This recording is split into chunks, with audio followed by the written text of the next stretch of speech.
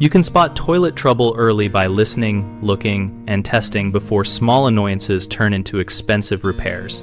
Start with the sound of running water after a flush. If it does not stop within a minute, you likely have a worn flapper, a misset float, or debris on the seal.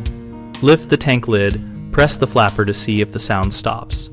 Then adjust the chain so it has a small slack and clean or replace the flapper if it feels gummy or warped. If the handle feels stiff or the flush is weak, check that the lift chain is not too tight and that the fill level sits about 1 inch below the top of the overflow tube. Bend the float arm or turn the adjustment screw to dial it in. A partial or double flush often means the flapper is closing too soon or the rim jets are mineral clogged. Scrub the jets with a small brush and white vinegar, then test a new correctly sized flapper. Water around the base is usually a failed wax ring or loose closet bolts.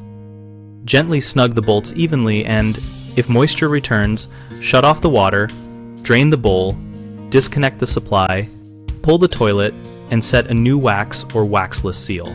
Frequent clogs point to low water volume, a soft clog in the trap, or a tool-unfriendly object in the line. Use a toilet auger, not a sink snake, feed it slowly into the trap, crank to break or retrieve the obstruction, then follow with a full, strong flush to confirm clear flow.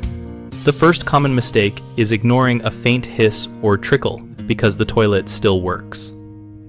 That sound wastes water and money, so do a dye test by dripping food coloring into the tank. Wait 10 minutes, and if color shows in the bowl, replace the flapper and clean the seat. Another mistake is overusing chemical drop-in tablets that degrade rubber parts and create flakes that jam valves. Swap to gentle periodic cleaning with vinegar and a brush, and replace any softened rubber components before they fail.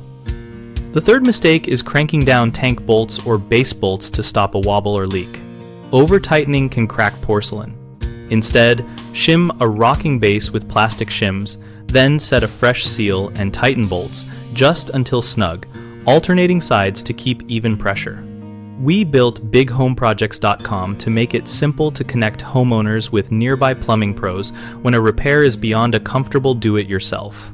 We also help contractors find steady work and grow their reputation through our listings and our discussion community, where people share tips, job photos, and practical advice.